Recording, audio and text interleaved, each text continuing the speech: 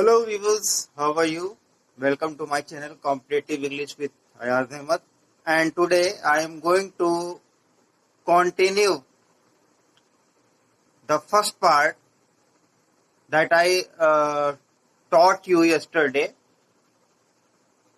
and I had started with verb, and I told you that there are two parts of verb. One main verb or finite verb, and second is auxiliary verbs.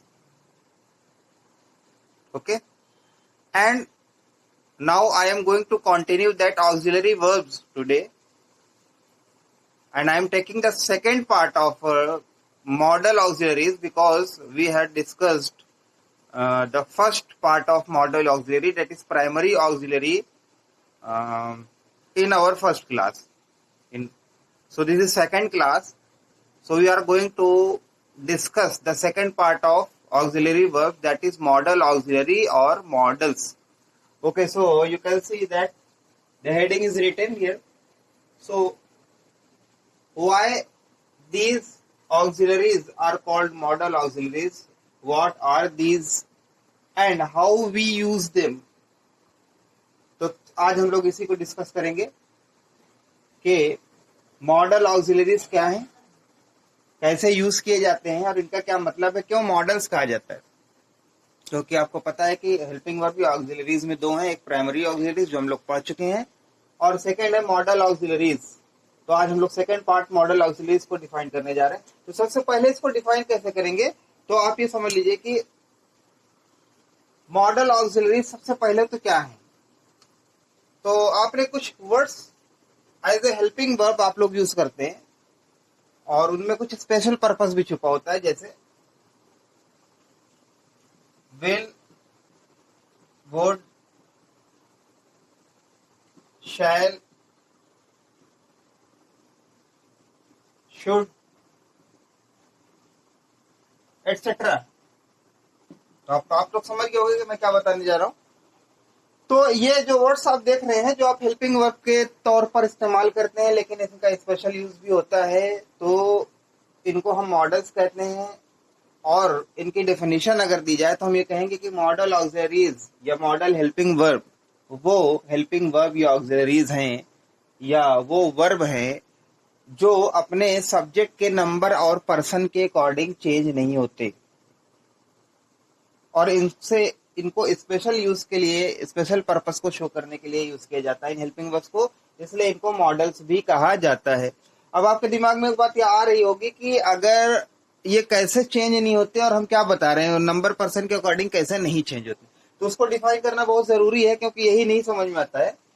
तो जब हम लोग primary auxiliary में do, have या B का यानी इस RM का यूज करते हैं तो क्या होता है कि जैसे हमारा अगर सब्जेक्ट सिंगुलर होता है शी है तो हम उसमें क्या कर देते हैं, वही बी की फॉर्म यहाँ इज हो जाती है. लेकिन वही हम प्राइमरी ऑक्सिलरी जब यूज करते हैं प्लूरल होता है तो वही बी है, बी की ही फॉर्म है आर बी, लेकिन यहाँ प्लूरल के हिसाब से आर आ जाता है.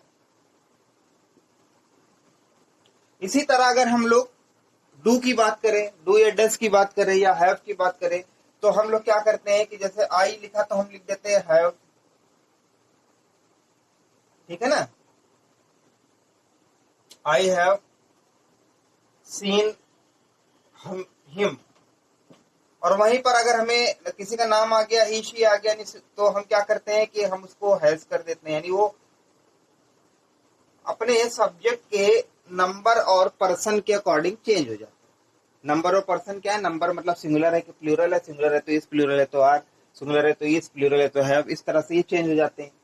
तो ये तो थे प्राइमरी ऑक्सिलरी जो हमने कल पढ़ा था, जो चेंज हो जाते हैं, कहीं डू लिखा जाता है, कहीं वही डस हो जाता है.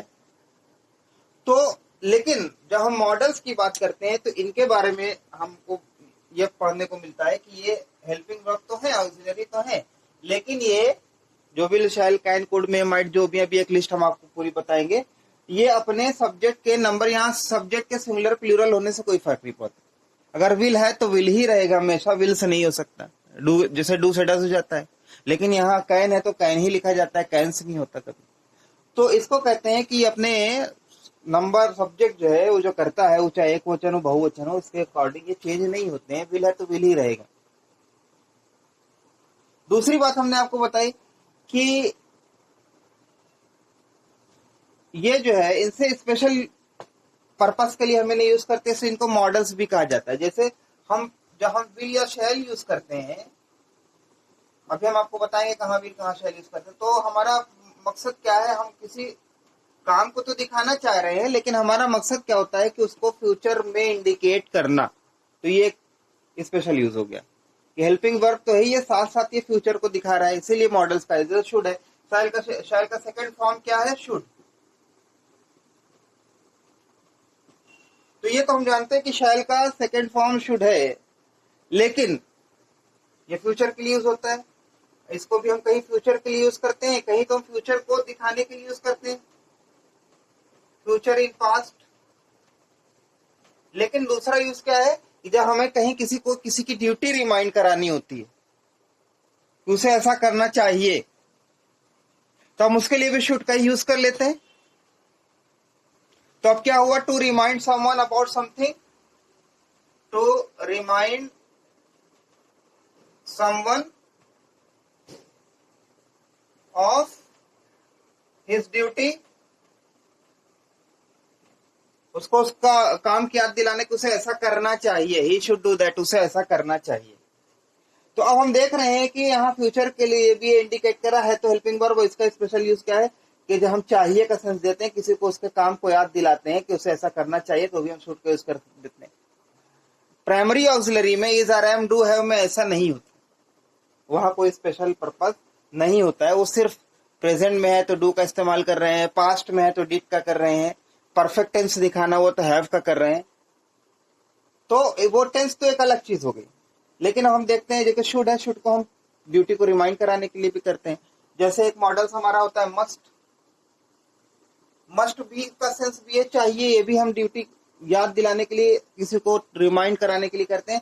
लेकिन ये कंपल्शन को या नेसेसिटी को शो करता है। कंपल्शन या नेसेसिटी यानी ये काम होना ही होना है। ये जो आपने कह दिया यू मस्ट गो देयर, कि तुम्हें वहां जाना ही जाना है, तुम्हें वहां जाना चाहिए कर संसार है, लेकिन तुम्हें जाना ही जाना है, बच नहीं सकते कि क्योंकि मस्ट है। तो इसीलिए इनको मॉडल्स कहा जाता है। दो बातें हमने बताई आपको।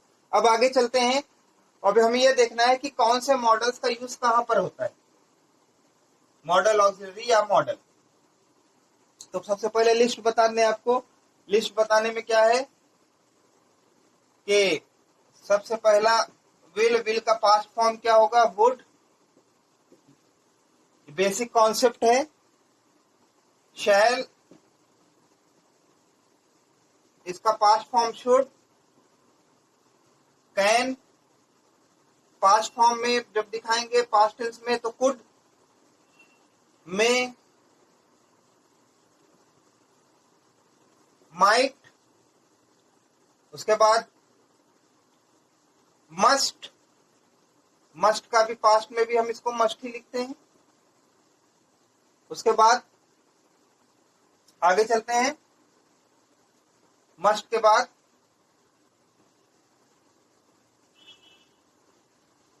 अभी सारे यूज भी बताएंगे आपको। ऑट टू, इसका सेंस भी चाहिए होता है, ऑट टू। उसके बाद एक दो मॉडल और हैं जिनको हम पार्शियल मॉडल, पार्शियल वर्ब कहते हैं, नीड और डेयर। तो ये हैं इतने। अगर हम इनको मॉडल में यूज करते हैं तो ये एज इट इज रहते हैं, कोई चेंजिंग नहीं होती है। और नीड और डेयर इनको हम कहते हैं पार्शियली, इनका यूज करते हैं पार्शियल मॉडल्स। ये पार्शियली मॉडल्स हैं और पार्शियली वर्ब है, दोनों काम इनसे लिया जाता है। और अभी हम बताएंगे कैसे लिया जाता है। मेन वर्ब में भी यूज होते हैं और ये मॉडल्स में भी यूज होते हैं, इसलिए हम इनको पार्शियली मॉडल्स भी कहते हैं, पार्शियली वर्ब भी कहते हैं। अब चलिए हम एक एक करके टेकअप करते हैं कि किसको कहां यूज किया जाता है, किसका सही यूज क्या है।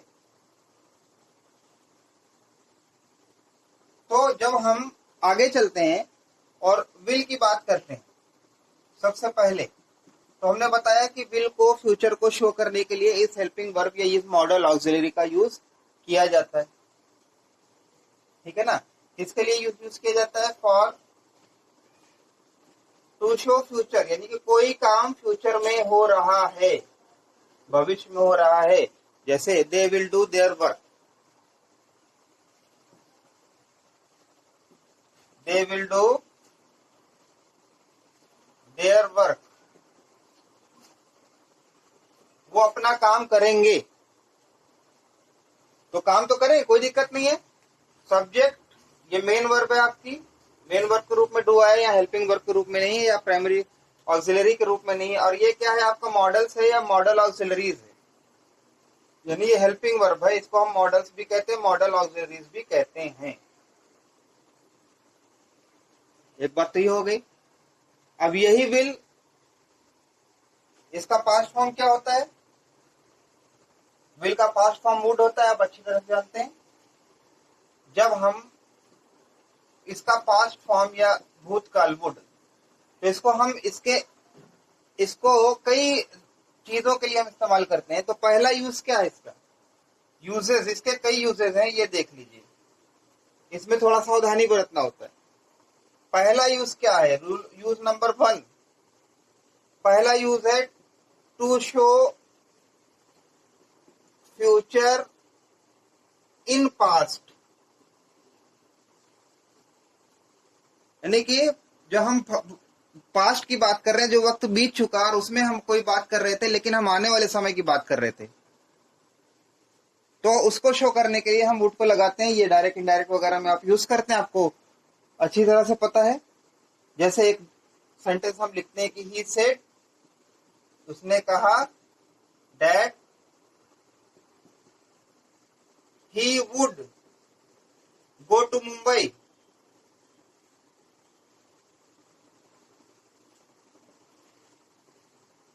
तो पास्ट का पता चल रहा है यहाँ से कि उसने कही, यानी पास्ट की बात है, ये बात हो चुकी, कभी उसने जो समय गुजर के उसमें कही थी।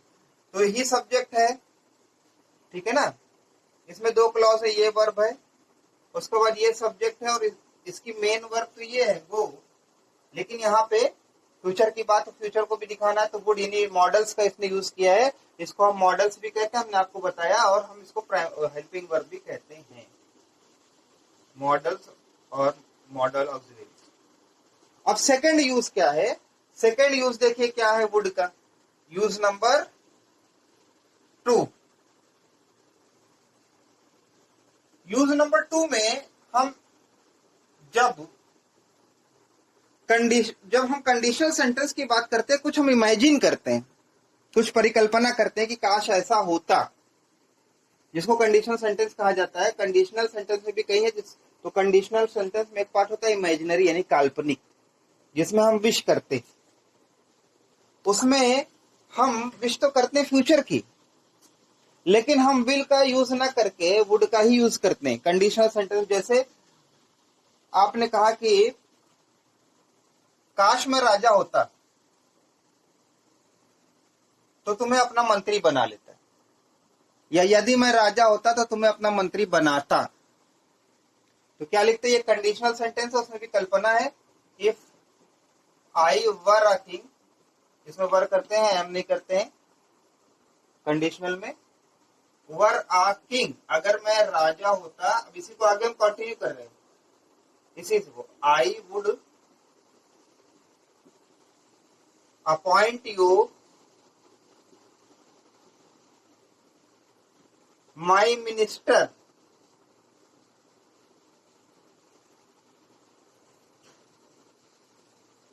तो इस तरह के सेंटेंस में क्या करते हैं हम लोग कि कंडीशनल में जो इमेजिनरी सेंटेंस होते हैं काल्पनिक, उसमें भी हम वुड का इस्तेमाल करते हैं। अब तीसरा देख लीजिए आप, रूल नंबर 3, कहां करते हैं वुड का यूज? जब हम किसी से कोई हेल्प मांगते हैं या कोई क्वेश्चन करते हैं, बड़ा पोलाइटली विनम्र क्वेश्चन, विनम्र प्रश्न करते हैं हेल्प के लिए, या ऐसी कोई बात होती है जिसमें सहायता की एक होप छुपा होता है, एक उम्मीद छुपी होती है, तो हम विल का इस्तेमाल नहीं करते फ्यूचर के लिए, हम वुड का इस्तेमाल करते हैं। जैसे आपने किसी से कहा would you like to help me, please, या प्लीज ना भी लिखा तो वो रिक्वेस्ट का सेंस आ जाता है, क्या आप मेरी मदद करना पसंद करेंगे। तो तीसरा यूज क्या है, for polite question, for polite request question. एक और यूज है, अब पहला बताया हमने कि फ्यूचर टेंस के लिए, दूसरा बताया पास्ट में फ्यूचर के लिए, तीसरा हमने बताया कंडीशनल सेंटेंस में, दूसरा कंडीशन में बताया, और तीसरा हमने बताया पोलाइट क्वेश्चन के लिए। और एक इसका और यूज होता है रूल नंबर 4, उसको याद कर लीजिए कि जब पास्ट की हम कोई कहानी या कोई बात ऐसी बताते हैं और जिसमें हम कुछ रेपिटेशन शो करना चाहते हैं कि कोई एक्शन या कोई ऐसी एक्टिविटी जो अक्सर रिपीट हुआ करती थी, जैसे, तो उसको भी हम वुड में ही दिखाते हैं। जैसे फॉर एनी रिपीटेड एक्शन या फ्रीक्वेंटली हैपन, कोई वर्क, कोई एक्शन इन पास्ट। हम आपको हिंदी में इसको इस तरह समझाने की कोशिश कर रहे हैं, जैसे आप अगर कहना चाहें, अगर आप कहते हैं कि जब मैं मुंबई में था तो मेरा मित्र अक्सर मुझसे मिलने आता, हम लोग आपस में बैठकर बातें करते, फिर वो चला जाता। इस तरह के सेंटेंस आते हैं, जैसे राजा अक्सर अपने मंत्रियों को बुलाता, उनसे बातें करता। तो इस तरह के कोई रिपीटेड एक्शन को जो कुछ दिन के लिए हुए हैं पास्ट में, उसको दिखाने के लिए हम, या किसी कहानी वगैरह को सुनाने के लिए हम वुड का इस्तेमाल करते हैं। जैसे the king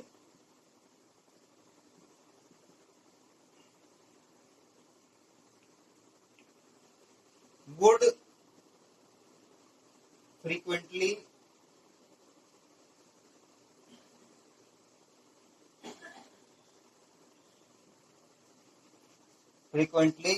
call his minister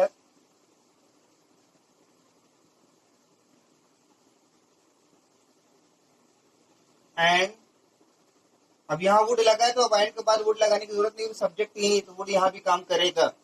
and consult with him, उससे राय मशवरा करता, कंसल्ट विद हिम।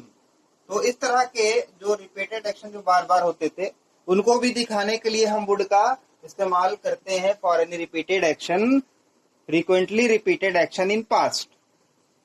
तो ये तो वुड की बात हो गई। चलिए अब हम चलते हैं शैल में, फिर शुड में जाएंगे। इस तरह से एक एक करके जल्दी से क्लियर करने की कोशिश करेंगे कम शब्दों में, क्योंकि बहुत ज्यादा टाइम लेने से भी क्लास बोरिंग हो जाती है। शैल क्या है फ्यूचर के लिए,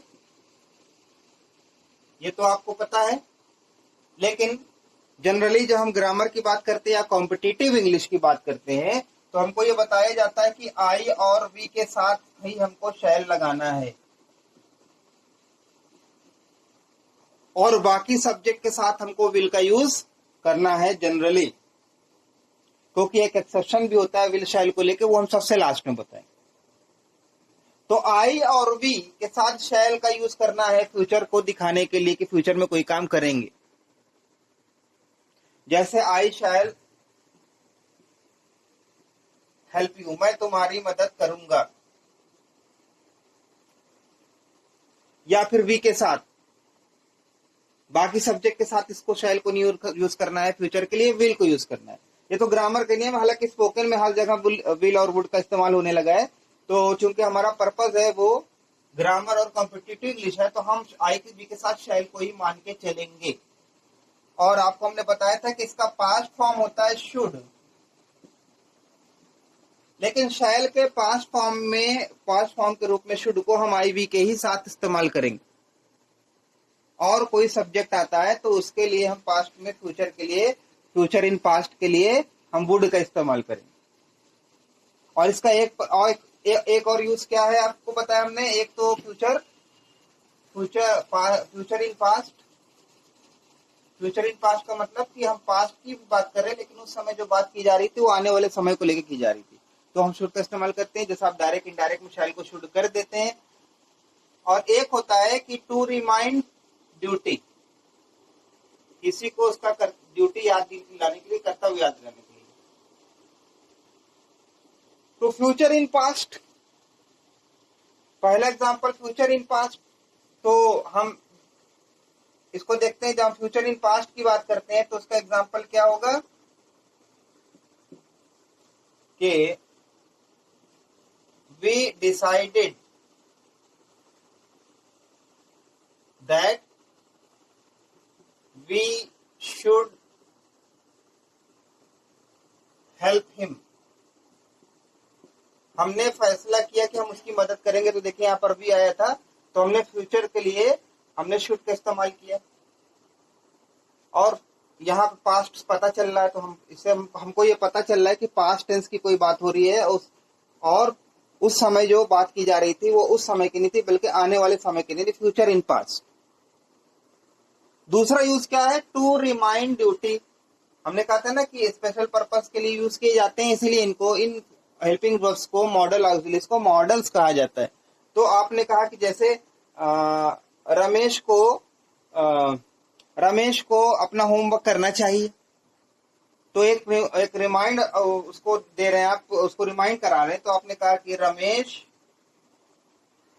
अब चाहिए के सेंस में आ गई है, should do his homework, do his home work.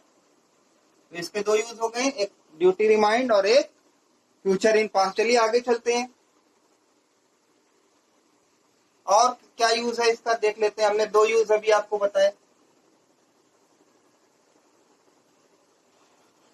एक तीसरा इसका यूज यह है जो बहुत कम आता है, कंडीशनल सेंटेंस में आता है, वो सेंटेंस बहुत कम होता है। तीसरा यूज जो है इसका कंडीशनल में है, यानी कि कंडीशनल में कई होते हैं, जैसे कि अभी हमने आपको बताया था। तो कंडीशनल सेंटेंस में कभी कभी ये कहीं कहीं पे ये स्ट्रक सेंटेंस देखे होंगे कि should he come ask him to wait.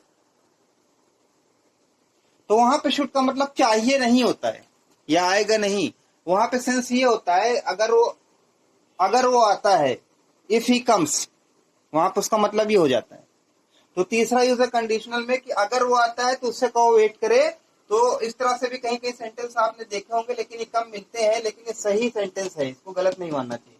Should he कम, अगर वो आए, जैसे आप कहते हैं if he comes. Ask him to wait, ask him to wait, ये बिल्कुल करेक्ट सेंटेंस है। अब आगे चलते हैं, शुड से आगे बढ़ते हुए, तेजी से कवर करते हुए हम चलते हैं